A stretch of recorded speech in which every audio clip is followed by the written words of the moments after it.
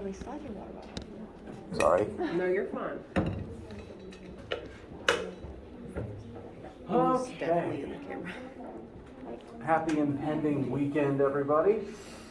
How y'all doing? Tired. It is Friday. There's nodding. There's some, and I don't blame you.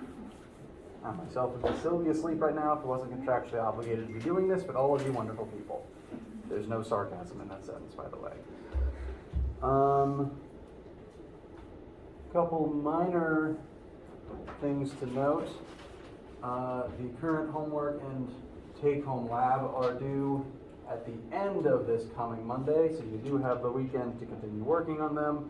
Additionally, you'll be able to ask homework questions in lecture on Monday, so please do have worked on that. Don't save it all to the last minute, because if you spam my inbox at 11 p.m. on Monday, I'll probably be asleep.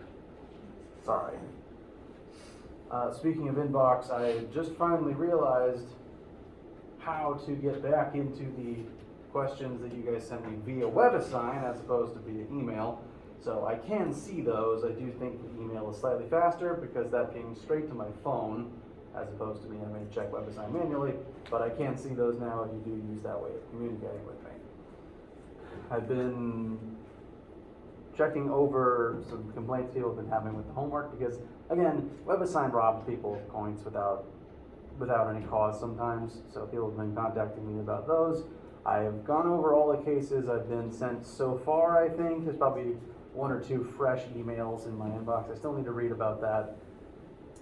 Okay, so in class on Wednesday, number 6, what we did is different from what you had on the board earlier.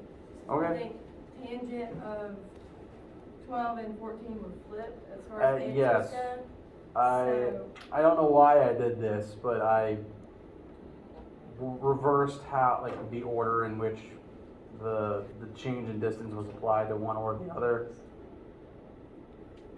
Ideally, the same method would get you to the same final answer, but again, I will look at anyone's work Okay. and WebAssign if it's Okay, I sent you an email this so is you just- can look at it. I did see an email, thank you. I will check that over lunch. Thank you. I'll open up for more questions in a moment. I wanted to keep the calendar up quickly though because I wanted to remind you guys there is lab next week. So do start, as of Monday, plan to be in labs for that week. Still might be adjusting a few things, but we're set to do our first experiment. And in order to make sure we're ready for our first experiment, today in lecture we are going to be covering, I forgot how to speak English again, projectile motion, namely the math of shooting things out of cannons, because that's what we're going to be doing in lab. Spring-loaded marble cannons, no gunpowder, but still the same math applies, and you are going, it's basically going to be target practice. So today we're going to be learning the math required for that, and then we're going to apply that math to a direct situation next week. I believe that is all of the one thing I said. So, any questions about anything before we get started today? That can include homework. Yes. How many problems is it in art? Is it like a time thing? Are we gonna be able to like go out of it and go back in it, or do you just have to take it in one sitting? I think this first quiz is 3 questions, which each may or may not have multiple parts. I know the last one is multi-part. The quiz is, I built the quiz such that it would take you about 10-20 minutes. There's a timer that ticks down as soon as you open it that lasts 1 hour. So everyone should be able to finish it within that 1 hour span. Just my advice to you is don't start it until you have prepared yourself. I'm ready to do this and finish it in this one 10, 20, 30 minute long setting. I upped it to an hour for academic accommodations, and because some people just have to go to the bathroom, and that's fine. And is it gonna be based primarily on like those Fantastic Four that we learned, or kind of like our, okay, so it's not gonna be like how we have to find like conversions or anything like that on Well, the cheat sheet, or? just trying to get a feel before No, that is completely fair. I build quizzes when I build quizzes, I build them to apply things from the homework. So I have them next to each other as I do that. I'm going to log back in and check for absolute certain before I answer though, because I, like most humans, forget everything. So I want to make sure before I want to make sure to not accidentally say a wrong thing.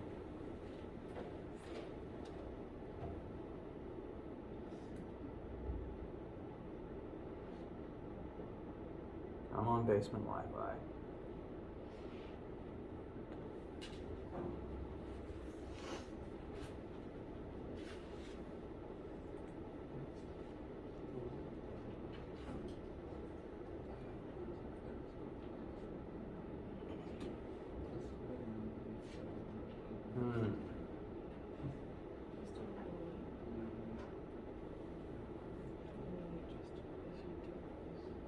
Okay. There is one unit conversion question, and frustratingly,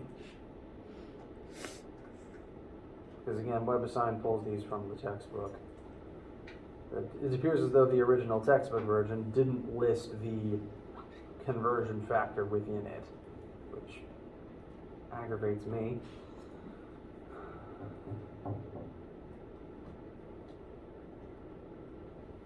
So, on the quiz, checking conversions, like checking with me, even Googling them quickly, is a free resource.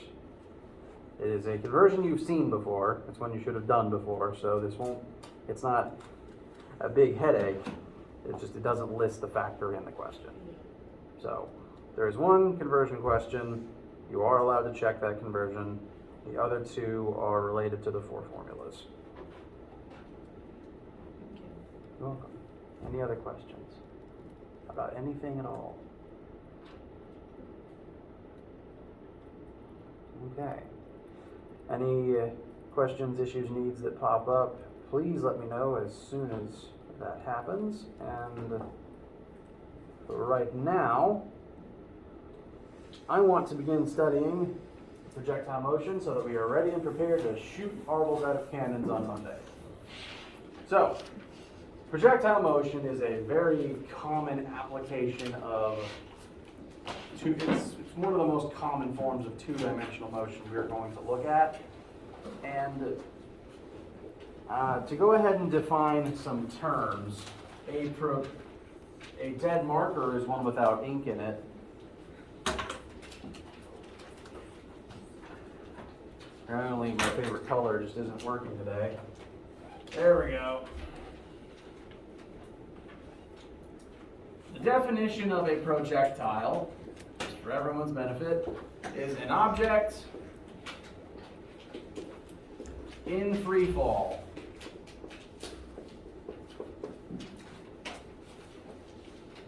And we have previously defined free fall, and we'll write that one again just in case.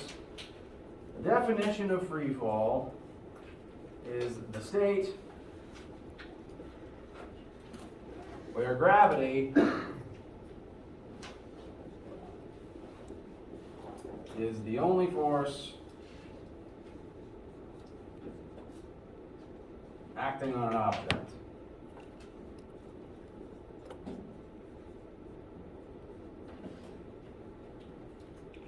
So, this is incorporating some elements from Newton's laws, which we'll be studying within the next 2 weeks, but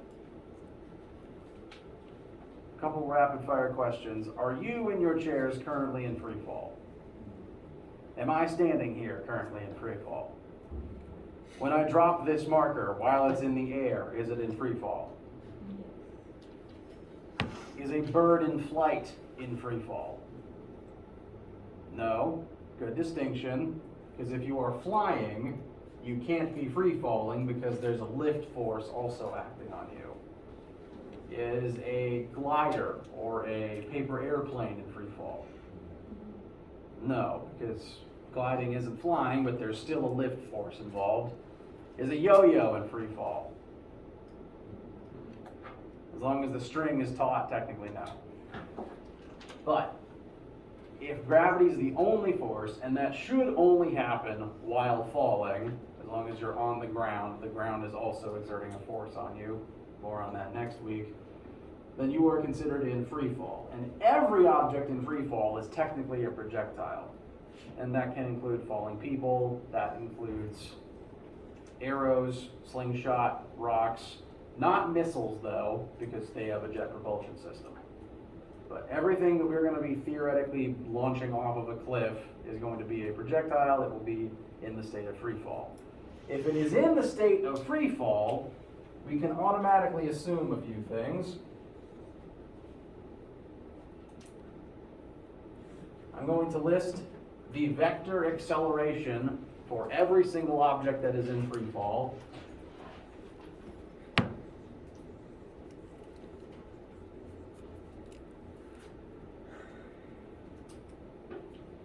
In free fall, we are accelerating towards Earth's surface towards Earth's core at negative 9.8 meters per second squared, downward in the y-axis, and not at all in the x-axis. So, for every single free-falling projectile question that we ever do in this entire class, as soon as you know the object in question is in free fall, this is a variable you can automatically list as a known quantity in your sidebar. This is a free assumption. And while the y part is hopefully obvious, the x part is an important distinction to make, because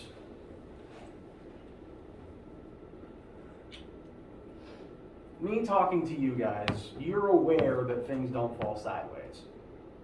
But I have had students, no fault of their own, in the heat of their math, put the y acceleration into an x-axis formula, and then their projectiles start accelerating sideways, and then their answers get wrong.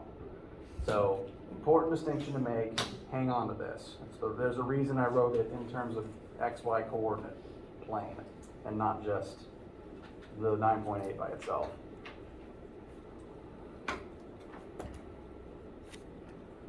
Now, again, since anything falling through the air counts as a projectile, there's lots of different projectile paths, but the motion of a projectile, as long as gravity is involved, tends to form into at least part of a parabola. The reason for this is, let's say this particular object is thrown up at this angle, and two-dimensional motion. This vector initial velocity has both an x and a y component.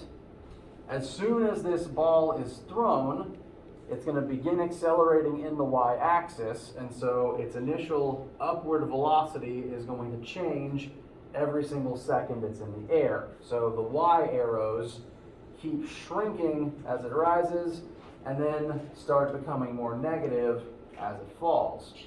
Again, you're only accelerating on the y-axis, so only the y velocity is changing. On the other hand, in the x-axis, since gravity has no x component, all of these x arrows remain exactly the same.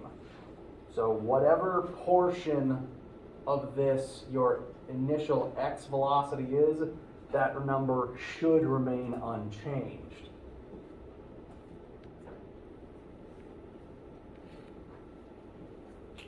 So there's actually two more footnotes I want to go ahead and make with you guys. Is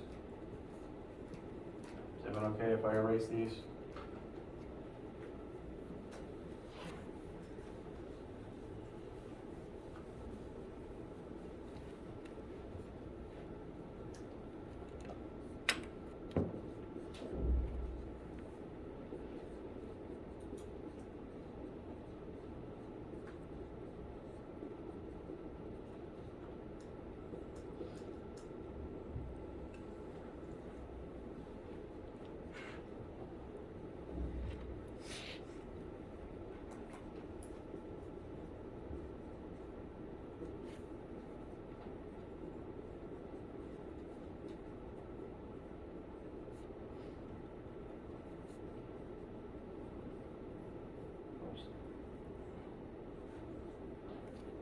Okay. I'm going to keep these on the board for possibly the next week. Projectile motion is two-dimensional motion. We have two dimensions here. When looking at projectiles, the x-axis, I don't know why I said x after I started pointing at y, excuse me. The y-axis determines the hang time of the projectile, which just refers to how long it will be in the air in terms of seconds. So if you throw something straight upwards and then it falls back into your hand 3 seconds later, hang time is 3 seconds. It had 3 seconds worth of time to do its movement.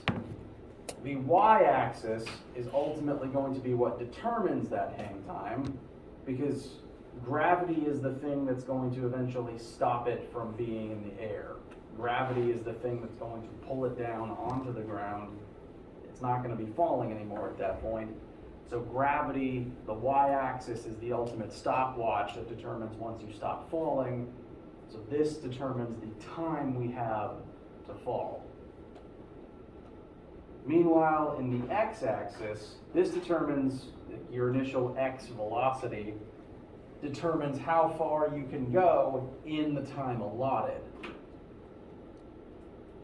If you're in the air for 3 seconds, that is 3 seconds with which you have to move forwards. And once those 3 seconds are over, you're on the ground, you don't go forwards anymore. So I'm going to keep these two up here because when looking at the types of questions we're going to start working, this is a useful way of determining the order in which you should go about things and what each axis represents. Questions so far? Okay. So, let's do a little bit of math. This is going to be a common setup for any projectile-based questions, and this is the same setup that we're going to be using when we're shooting marble cannons next week. Or at least the math will apply to the same situation. You stand at the top of a 9-meter tall cliff. So this is our hastily drawn cliff that extends 9 meters upwards from the ground. And then you're going to throw a ball perfectly horizontally at 21 meters per second.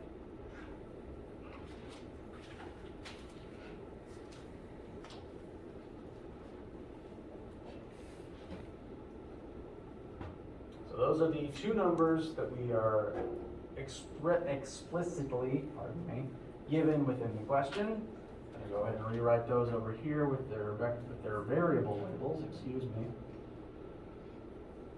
I'm going to call, let's just label this as height initial. Nope, y initial, there we go. Y initial is 9 meters.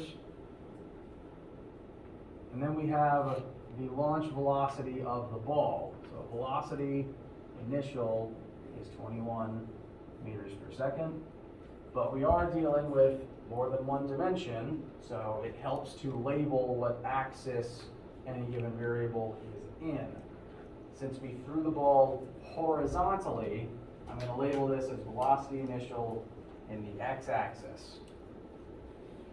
The ix, you could also do vxi, the orientation doesn't quite matter, as long as you somehow indicate starting velocity and x-axis. And since this is a projectile motion question, what's the one thing we can automatically assume? Very good, gravity. Sidebar, if a question doesn't state expressly that it doesn't take place on Earth, you can assume it takes place on Earth, which means that the number we've been using for gravity will always be true.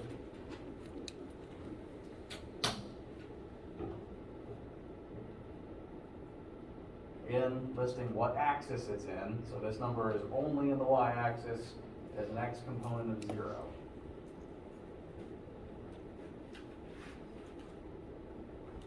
So, This is everything we are expressly told at the beginning, and the one thing we can automatically assume. Our first question is, how much time passes before the ball hits the ground?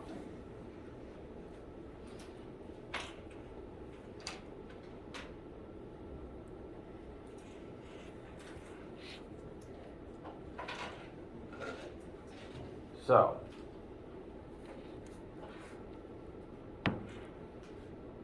with everything that we know, starting height, gravity, starting velocity, can we find time? Or rather, what things will be important to determining time? So final Final velocity. We could, that could be one method. That could be one method. We don't necessarily know all the final velocity pieces yet. Displacement? Displacement will be very important, yes. So let's think about, let's start looking at what should happen eventually so that we can start figuring out what final variables we already know and which ones we're going to need.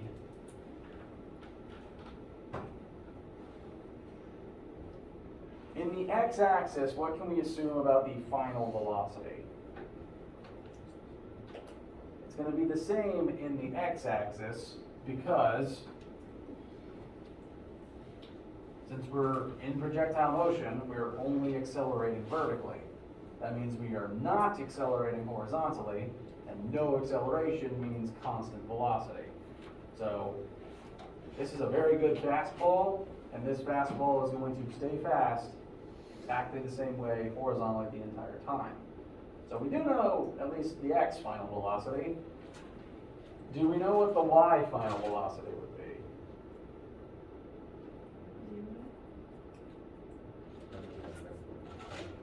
Okay, so both of those interrelated questions are good thoughts. Because in this class, we're going to commonly be dropping objects and doing math about dropping objects because it's a pretty easy demonstration, it's a pretty common scenario. And when I ask you about the final velocity before something hits the ground, I am going to be operating under the assumption that we're measuring or looking for the maximum speed right before impact. Because I will admit, 1 or 2 seconds after impact, the final speed will be 0 because you just hit the dirt. But that doesn't really tell us much. So, as a bit of a blanket statement, when we're doing questions here that involve a dropping object, and we are looking at, say, a final velocity as something hits the ground, we're going to be looking for the maximum number right the millisecond before impact. Good question, though. I'm glad you brought that case up. In the case of the final y velocity, we actually don't know for certain because, well, let's go ahead and list another variable.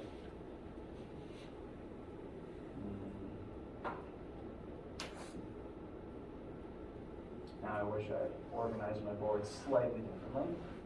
It'll make it work though. Yeah. Don't erase these, I'm just moving things around a little bit. What would the initial velocity in the y-axis be if you pitched it horizontally? 0, very good. We'll list it for consistency's sake. And the final velocity in the y-axis is currently unknown to us. It's going to accelerate downwards as it falls to some non-zero velocity. We just don't have that number yet. We can find it, it's just not on the board at the moment. I'm also going to relist the accelerations in terms of the 2 axes again, re-emphasizing the x acceleration is 0, and we're still looking for time.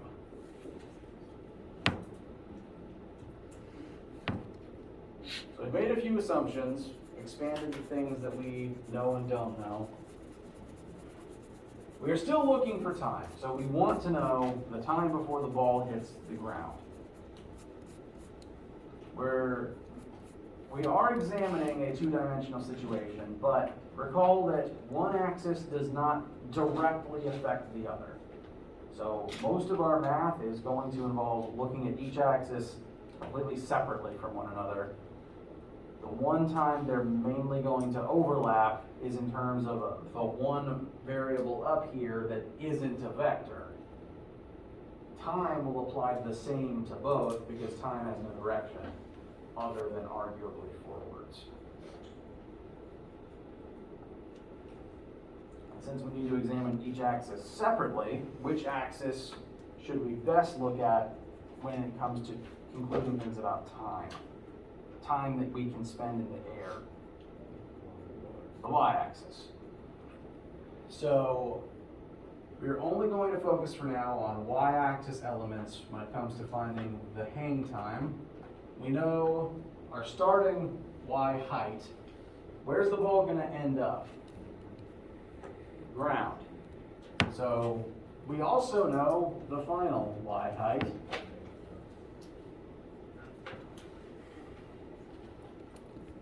Which means we can assume what delta y is.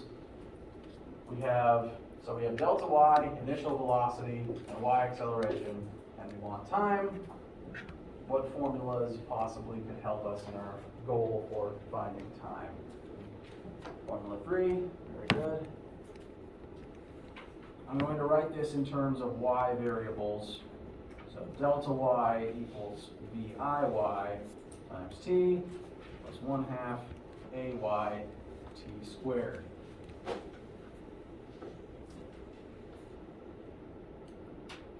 going to start plugging everything in. There is an important distinction to make, though, in that the direction is very important. All of our vectors have directions and signs on them, and we need to be consistent about those. I've been labeling this cliff as saying that we are starting 9 feet above the ground, which I've been calling 0. Which, if we hold that as true and literal here, delta y is going to be 0 minus 9. Final minus initial. We end on the ground beneath where we started, which means the delta y would be negative. You could draw the picture differently. You could say that the cliff is 0 and we're going to fall to -9 beneath it. Either way, the delta y would still come out to be -9. I just wanted to let you know this is a valid way to draw it as long as you are consistent with your labeling and your signs moving forward. Either way, we're ending 9 meters beneath where we started, so the delta y does need to be downward facing. Equal to, our initial y velocity is 0. Yes, initial y velocity is 0 because the throw was only horizontal, so this whole term is going to fall away. Plus 1/2 times -9.8 times t squared. We've avoided the need for a quadratic, thankfully, because one of the t's got consumed by this 0. So now we are free to simply solve for t the old-fashioned way.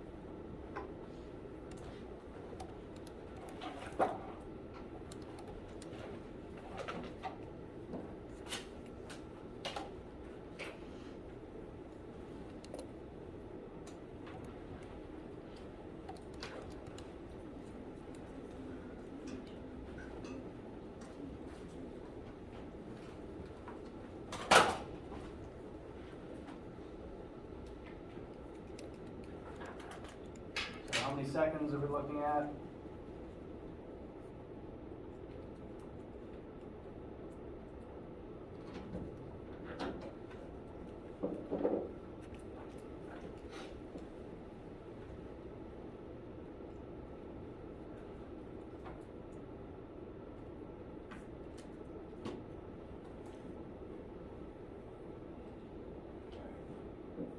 I've got 1.3, I'm gonna round that up to 6.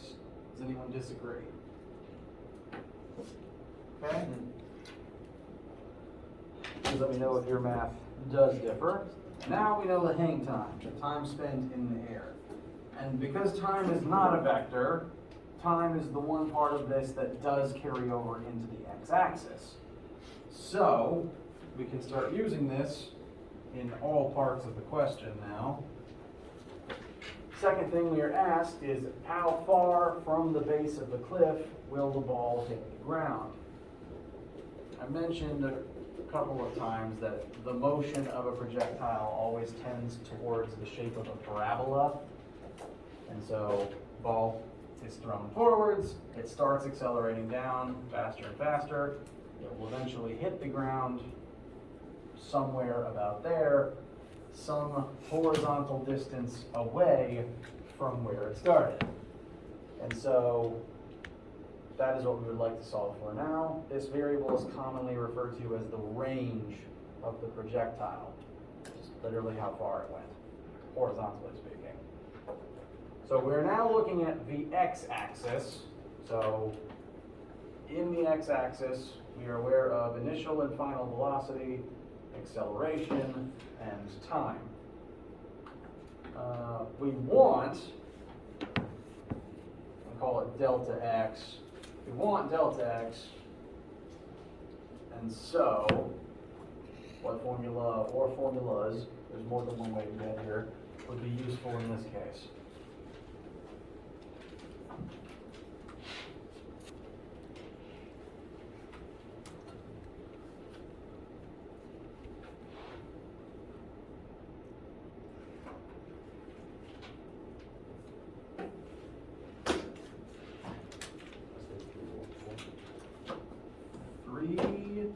Three will work. So I'm going to put 3 up here. I do want to show you that one. I will also draw your attention to 4 very briefly. Formula 4, general form, is VF squared equals VI squared plus 2AD. Now, in our in the horizontal axis of this particular question, nothing's accelerating, which means this whole term would go away, which ultimately just leaves us with velocity initial would equal velocity final. So, interesting, something to note is Formula 1 only works when you're not accelerating. Formula 4 only works when you are accelerating. Formula 3 can work in either situation. So I do want to look at it. I'm going to continue from Formula 3, but Formula 1 would also work because we're not accelerating in this situation. So delta x is what we're solving for. Velocity x initial is 21. Multiply that by our now confirmed time. And since we're not accelerating, this whole 1/2 axt squared term is just going to fall away. And when we do this, when this term vanishes, we are left with basically an altered form of Formula 1. So Formula 3 includes that situation, includes the situation. And just going to multiply those 2 numbers, and that will tell us our range.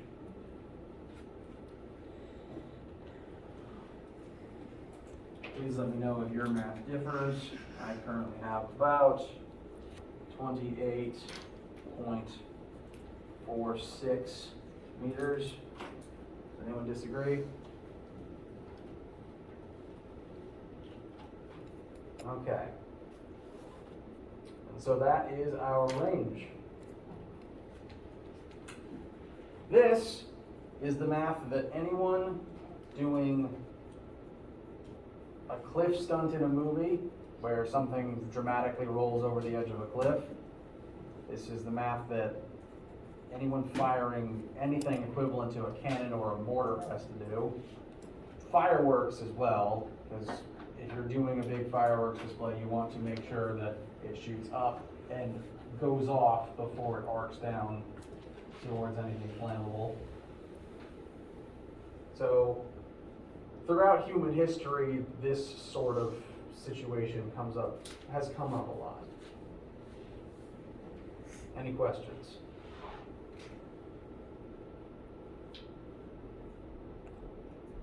Yes.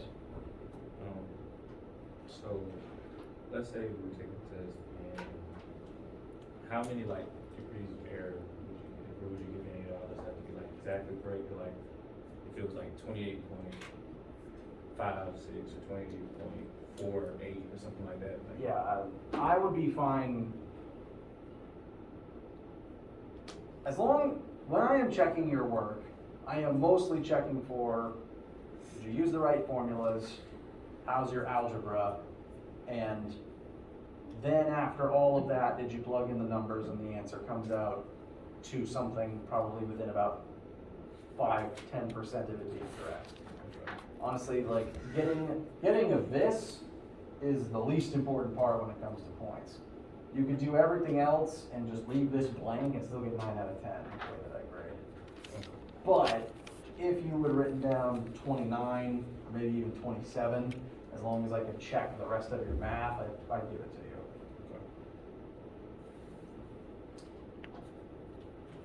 Any other questions? Okay. It's Friday, and I've talked straight through without giving you guys a water break. So let's start wrapping it up here if you don't have anything specific you'd like to talk about. But I do want to at least address a few of the different types of situations we are going to look at with this basic setup, because the difficulty of the question is going to vary somewhat based on the structure.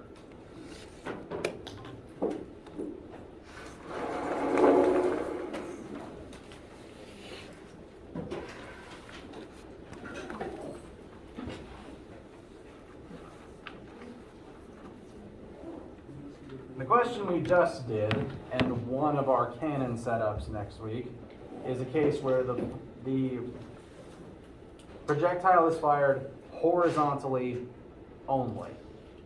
This makes the question pretty straightforward, actually, because there's no question about its initial y velocity, and that being 0 makes life a lot easier. Notice when this term goes to 0, we avoided a quadratic situation.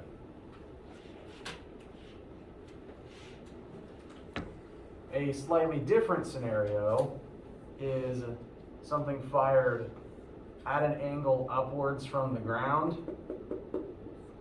where it will land back down at the same height. This situation involves a minor amount of trig, because you will usually need to determine what the x and y components of your initial velocity are. Here, y velocity is no longer 0, which means this piece no longer falls out. Instead, this piece falls out, because as long as you start and end at the same height, delta y would be 0. And so this one is also pretty straightforward to solve. I'd say, in the order I'm writing them, easiest, second easiest, you usually want your question to be one of these two shapes. The most difficult type of projectile motion question, which we're going to examine in lecture on Monday so that you're prepared for it in lab next week, is where we combine the two and you shoot up at an angle off of a cliff. Because in this situation, neither delta y nor initial y velocity are 0, and we're going to have to start doing quadratics. So, your standing assignments for the weekend are continue with the homework in the lab. Make sure you're ready with questions that you've encountered in any of those assignments by Monday. And start dusting off however you remember the quadratic equation, be it memorization or a song. We're gonna start using it Monday. Questions, needs, comments, concerns, haikus? Yes. I have more questions, and I just like more confused. Yep. If you as an individual don't have something that you want to ask, then by all means, please have a wonderful weekend. Drive safe, stay hydrated, please get some nice sleep. I know I need it. Pardon me, sorry.